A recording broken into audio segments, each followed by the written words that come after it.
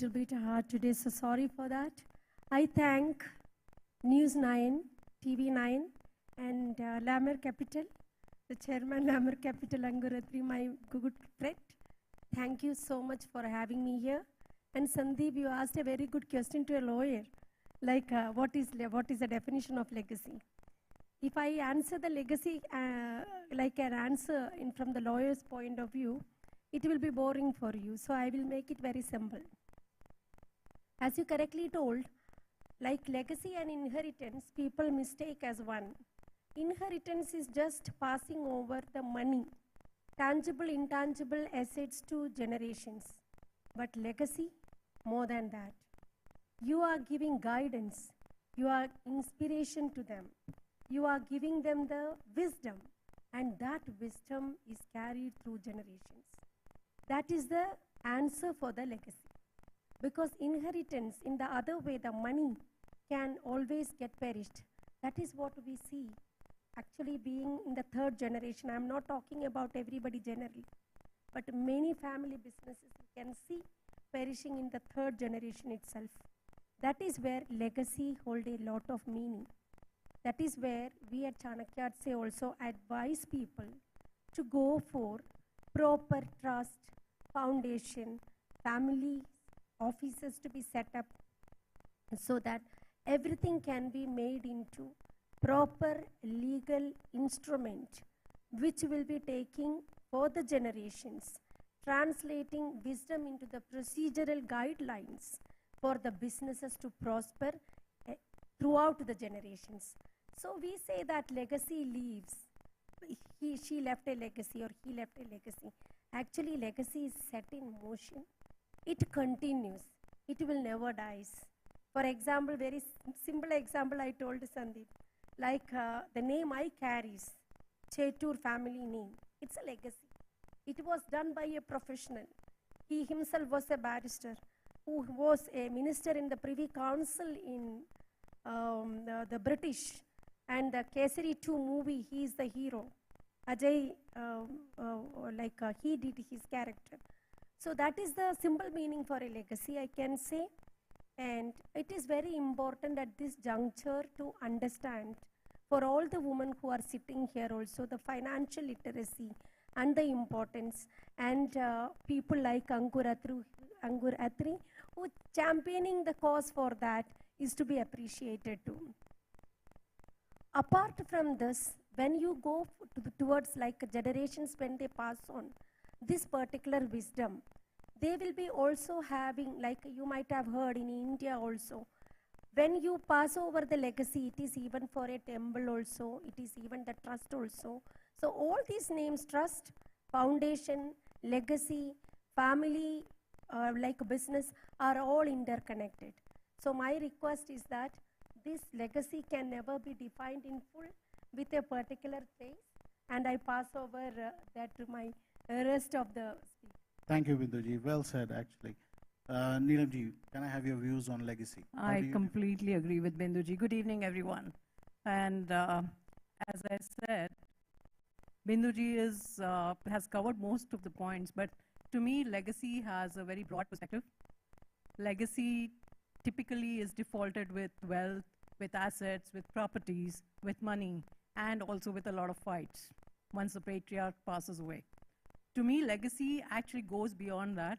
When I say why it goes beyond that, I'm a living example of that, because I have a family history wherein coming in from a royal family today, I don't see any legacy left behind because of poor planning. I come from the royal family of Rajasthan, and due to the mismanagement, sometimes you don't see that. But there are value systems that I carry of my family. There are many value systems that still continue to live on through my grandparents, to my parents, and through me now, which I'm imparting to my child. So legacy in actual terms is not only value systems, it's the vision, it is also a lot of confidence that you give to the next generation to live without fear. You know, whether there is palaces, whether there's gold, whether there's, the horses, so to say, or the carriages, the way we saw, I think legacy lives on. And I'm very proud to say that today, as Neelam Verma, I carry that legacy which my forefathers actually brought together. So legacy to me is a lot more than only wealth. Thank you, thank you. Jasna ji, what is your view? I think we at BCD take legacy very, very seriously. It's a cornerstone of our building. We're a 72-year-old company. Me and my husband are the 4th generation at the helm of the company. When we talk to clients, they're more interested in creating value. They're more interested in creating community impact. It's not just real estate that you invest in. It's the difference that you're making today. It's the community. It's the cause that you're investing in. I think it's when you walk into a room, legacy is what introduces you before you actually introduce yourself. That stays on. I think it's more, the intangibles are definitely more important than the tangibles. The wealth comes and goes, you know, the real estate part of it comes and goes, but the core value system stays. Absolutely. Well, Jasna ji, thank you very much. As you can see, different perspectives, but it is certainly not just the balance sheet. It is far beyond passing the money to the next generation. It is a lot of intangibles as well that you pass on. So I think that's a good start. Let's move into the next topic, I think, which is equally important, and that is uncertainty. We all are investing in our lives. We talked about investment is a part, when we create wealth, we want wealth to be preserved, we want wealth to be grown, right? And we want all of this to be done safely. I just remember, my conversation 4 months back with one of my friend and an investor, a lady, and I said that, how is it going, with your wealth? Are you okay? And she very comically gave me an impression, which I still remember. She said that, Sandeep, I feel like running on a treadmill that I don't have a control on. I'm just running so fast, but I'm not reaching anywhere. I really don't know who's controlling it and what I'm doing. So that's a very frustrating view of an investor today. What do we do with it? How do we take control on this? So I turn my head towards Ankuji and Neelamji, who are probably into the financial services, and I would want to understand, Ankuji, this uncertainty, unpredictability, it can only be a fear factor. Can't we convert it into an opportunity? Hi, Sandeep. It's an interesting question. And to give you the answer first, I would like to give you some background. It's been almost 20 years in this financial advisory business, which I'm doing in different jurisdictions, Singapore, London, Dubai, and advising billionaire clients. So it's a journey. Now, if I take you back to 2008 global financial crisis, before that, no one has heard about pandemic. No one has heard about geopolitical risk. There was one crisis all of a sudden erupted in 2008, which is called GFC, due to the collapse of Lehman Brothers. And I always appreciate all these central banks, after this 2008 collapse, they have become very, very vigilant. Before 2008, we hardly used to see any statements coming in from Fed. It is, of course, it used to come. It was not very often. Now, if you see in the last 20 years, we have seen dot-com bubbles, we have seen a pandemic, we have seen Greece crisis, we have seen rate of interest cycles, and now recently, the pandemic. And the most recent one, our respected beloved Donald J. Trump, trade wars, Now, the philosophy why I have started Lamer Capital, because I have sailed through such crisis situation and I have created opportunity for my investors that volatility is not something you have to be scared of.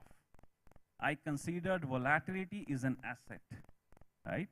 So to generate consistent cash flows by efficiently managing their risk, not utilizing, this is also we have experienced by advising a lot of wealthy billionaire women across the globe, that earlier, if you go back to old school thoughts, if you are dealing with any private banks, they used to ask 3-year, 2-year time frames, right? Okay, and all the money is invested. I have stopped doing since 2015. Since 2015, 16 during Brexit. So the efficient control, active management is the key, which one should adopt for their wealth management strategies. Thank you, Ankur. Neelamji, what is your view? Well, I agree with Ankur quite a bit. I think volatility is something that one should not be fearful of. Frankly, I love volatile times because the more volatility that you see, for a very savvy investor, you will see that many more opportunities.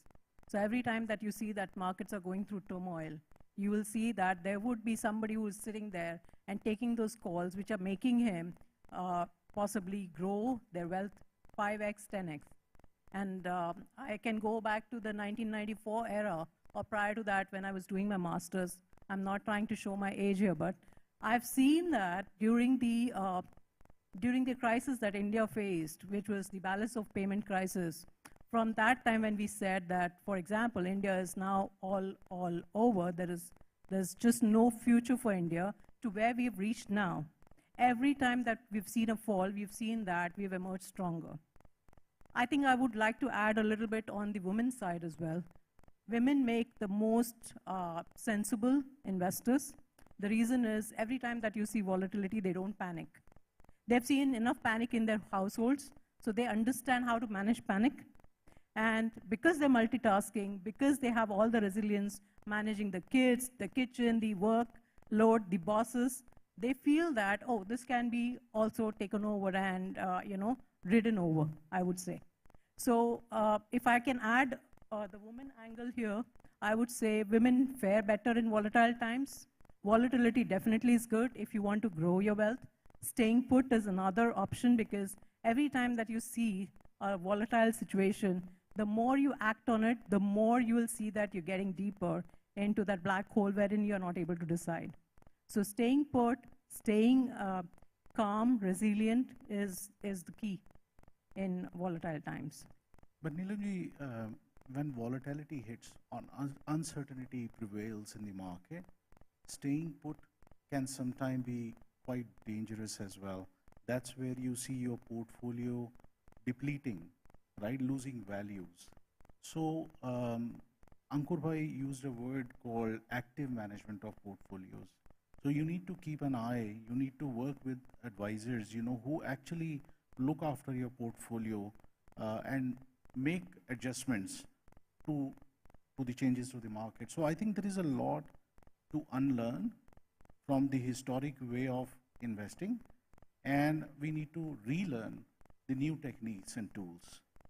Look at liquidity, look at structures where volatility can be used more productively to manage our wealth and to grow it even sometime more faster than the normal times, I would say. Any thoughts? I think the entire concept has changed, Sandeep. Now, which I have discussed in the beginning, the asset classes, which has been, actively advised. I would add consistency is the key, And now, when you talk about financial resilience, volatility, the safest asset class, I think I would like to ask this question from the audiences, if anyone have this answer. We have been taught that bonds are very safe, Typically, I get to hear this from many, many investors worldwide, whether it is from Europe, Dubai, India, or I don't want to take risks. And I have raised this question because you have asked a very, very interesting question. I want to invest into bonds. Any guesses? What is the volatility of US treasuries, which is the safest asset class? In the last 2 and 3 years, the volatility of US treasuries has gone up higher than the investment grade bonds because of the uncertainty. So which I always advise is not about chasing high yield, it's all about managing your risk. Thank you. Thanks, Ankuji. So this is a great lesson. I think this is a new normal, I would say. In the new normal, you need to change your investment habits and learn new techniques where you can preserve wealth and grow it even faster sometime using volatility or variations that earlier we used to think always associated with risk to the portfolio. Thank you. My next point and variable that we are going to develop on is trust. In a complex world where our women entrepreneurs are doing business, we always say that, trust is the best currency that you can bank on. But how do you generate trust? How do you create trust? Do you have any tips, Jasna ji, to our women entrepreneurs? How do they work on creating trust in the ecosystem that they operate in? They create, generate wealth, and preserve it. See, from a real estate industry point of view, if you've promised something, you deliver it. Communication, delivery have to be absolutely there. If you have promised a sustainable innovation-led project, you deliver it. If you maintain that communication with your stakeholders, with your partners, I don't think trust should be a problem. But you can't have the right amount of funding, you can't have a life that shows that you have the money, but it's not going where it should go, which is your business. I think that is the first thing that creates a lot of mistrust amongst your stakeholders, your partners. If there's no transparency, it's a bad idea. There has to be accountability. Right. Now that sounds very familiar, when we have been discussing with a lot of investors and we have been doing some surveys as well. I think a common frustration is that, opacity. They don't know what's happening. They don't know what's happening. Things are getting how much delayed. money is going as fees and, other things. So, Ankur bhai, what do you think about, managing advisory business? What do you think? Do you think that, trust is important? How do we create it with the investors? I think, Sandeep, trust and transparency goes hand to hand. See, any business or professional services which you are referring to, trust is something which was not built overnight. It's been almost 20 years. I came to Dubai in 2002. I still have that phone which I took even after taking, moving to Singapore. So what here I'm trying to explain is that when we are living in a dynamic world where the views changes, people changes, and when you have a vision to deliver and achieve with things with a purpose, honesty is the key. We understand that Lame, for example, people sometimes get, a shock that why you don't charge any fees. I said that's the principle when I've decided to start my Lame Capital. I want to make sure this is a journey which we have to sail it together, irrespective of the headwinds. First, I'll make sure that I deliver what I communicate. So it's not something you can build overnight. It's a journey. Every day we talk, we every day share our view, and we achieve what we have been communicated. Day one, we start the relationship, which Jasna has rightly mentioned. It's a long-term journey. Trust and transparency goes hand in hand. Thank you. Thank you, Ankur bhai. So the next topic and the point that I want to touch upon is very relevant today. It's about UAE-India corridor. Both the governments are working very actively on creating opportunities, and there is a lot of impetus on women entrepreneurs leveraging those opportunities in that region between UAE and India. So my question is, why is now a special moment for women to harness business and investment opportunities between India and the UAE? May I invite Ankur bhai to respond first, and I'll go to the other participants. Sandeep, if you talk about India, UAE as a corridor, I come from international banking and dealing with, clientele, those who are based in India and internationally. So it's all about, sharing the product platform. And if you see recently, the Gift City has been the route for the investment outside India and inside India. So currently, if you go by the statistics in the last 6 to 9 months, there are a lot of, Indian institution has set up the offices in DIFC. So the information is the key, and timing, of course, matters. So when we talk about guiding and explaining women investment advice, so this plays a very, very important role, because if you talk about India has a growth story, no doubt about that. You want to take a long-term exposure, yes, go into that investment. But we are looking for tactical asset allocation, come to DIFC, enjoy, international platform. So there are a lot of synergies which has been developed recently because of India UAE corridor, and I think women investors are enjoying that journey. Thank you, Ankurbai. Binduji, do you want to add something to? Actually, Angurji told it very correctly. Apart from that, I just wanted to add this only. The bilateral relations between India and UAE is flying ever high. And it has been cemented by the SEPA, like a comprehensive economic partnership agreements. And this has opened a plethora of opportunities for women. If you look at, there is the Bharat Mart, and this has been initiated in the Jebel Ali Free Zone. And there is a launch pad. Actually, this launch pad is for the products coming from the women entrepreneurs. So that's a very encouraging fact.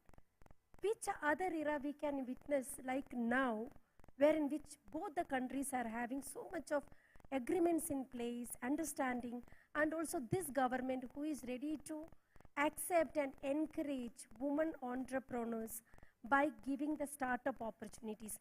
India UAE startup is also there. So all these opportunities have given us enough of opportunities for the women to come and harness and to make and achieve their dream. Apart from this, one point I wanted to add is that the woman-inspired sustainable empowerment, which is being done by us, me and Ankuratri, like Lama Capital Support, wherein which we give that platform for the women from UAE and India to come and to have the networking, to listen to the industry leaders. We put from both the countries actually stalwarts from whom they can learn so much of wisdom and allow and then help them to have the cross-border chances, access to markets, access to capital, everything. And Rama Capital chairman is so much helpful by giving them access for the financial literacy, which is the most important element for any woman who think about it. Thank you, Binduji. Neelam, I know that you do a lot of work cross-border, wealth solutions. What would you say on this? To me, this is a once-in-a-generation opportunity. I think India is a growth story we all are talking on a daily basis. I think the coffee table discussion is what next to invest, where to invest, and it's all about India. In the international markets, we speak to fund managers, they talk about India, and the allocation is only growing. I think with the change and the upgrade of the Indian economy by the rating agencies last week, you will see a lot more allocation internationally going into India. Having said that, UAE is not far behind. I think it's a global hub. It has all the right elements for anyone to set up businesses. And I think the government of the UAE is also encouraging a lot of people to come in and set up offices. So if you see, about 10 years ago, we had only about 40, 45 family offices. Today you see 300 Indian family offices move here. That's a big number. And if you see, most of these family offices are now women-run. I won't say 100%, but yeah, almost 40 to 45% of these family offices are run by women, which means that women are also wanting to make that transition, come in and set up businesses here. There's a lot of promotion happening for women to set up enterprises here. There are free zones which are supporting women companies today by offering better pricing. What else can you ask for? So a lot of Indian women that I know of, a lot of clients, a lot of companies which are existent in India would want to set up an office here are actually doing so. Wonderful. So I think it's a golden era, and one should make sure that they don't lose on time and value the connection, value the camaraderie that we carry as two nations, and explore. No, certainly, I think, to sum up clearly, for women entrepreneurs, this is a moment not to watch from the sidelines. It is to step in and take that opportunity. I think there is a lot of women who are taking plunges now. The fear factor, like I said, for women to take that step forward. I come from that generation wherein women were supposed to take a back seat and not work, because families used to say, oh, you will go as a girl child of mine to work. No, it doesn't work anymore that way. Younger kids are now taking that plunge.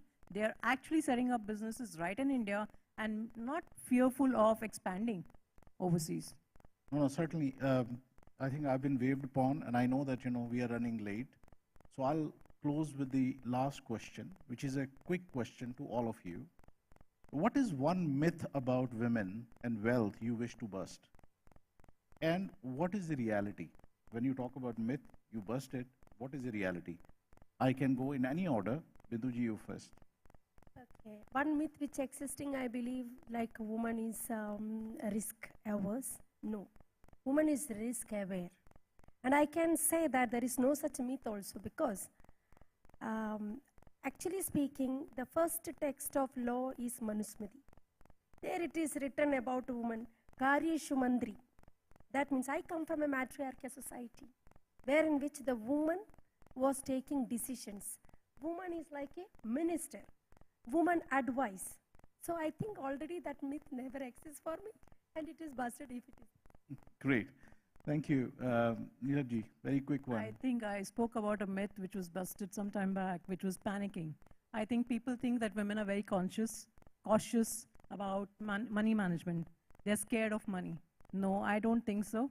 It's no longer true. Women love numbers. I think a lot of women are coming forward, and that's how the numbers are changing in terms of managing family offices or businesses today. So I think the myth that women are very cautious or they panic or they don't like numbers is no longer true. I think everybody would agree. A lot of discussions have already happened where a lot of data shared that no woman is scared to take decisions, Ankur bhai. I think, I've been advising many women billionaires, and it has been, observed that women are very emotion-driven decision maker. And I think that's a myth. I'll share a short story, one of my Malaysian billionaire client, and this is an ongoing thing with many clients. The reality is the women are very, very detail-oriented. They are systematic, they work with a purpose, but they only look for a trusted partner. So I think if you do things right, they are meticulous, take one step at a time, but they know what they want. I hope everyone agree, every home is run by a woman, and I have shared this in my speech that I have 3 women in my home, so I know what they bring in. Thank you so much. For sure. And last but not the least, Jasna ji, what is your view about it? At the cost of being repetitive, I do think that they are risk-aware and not risk-averse. I think we ask the difficult questions. I think women-led ventures last longer, and we balance boldness with the right amount of diligence. So, well, thank you can very I much. add a quick one here? Please. So during a lot of meetings that I deal with men, and a lot of times when you say, so what's your decision? The only answer that I get is, let me check with my wife to come back. So that's another myth that decisions are made by men. Well said. It's not. I think it's a collective decision or more so a woman's decision. All the men in the room would agree to that. They are the Ministry of Home Affairs does decide eventually. So it's a big myth. So with that, I would thank all the participants and close the panel here. I hope we touched upon some sensitive topics, we busted some myths, and a lot of reality checks. I hope you all would have gotten some pearls of wisdom from our veterans here. And we'll continue the dialogue. We are all here. Reach out. Thank you very much. Thank you, Sandeep. Thank you, Sandeep ji. Thank you, Ankur ji. Thank you, Bindu ji. Jasna ji and Neelam ji. Thank you so much. And now, let's talk about someone's very special. From a conversation with a leader on screen to one off it. Her voice is as powerful as her conviction. She is a versatile singer and a powerhouse performer, and with her soulful voice, the creative genius. I'm talking about Sona Mahapatra. Has captivated audiences with her work across genres, from classical music to contemporary Bollywood soundtracks and fusion. She has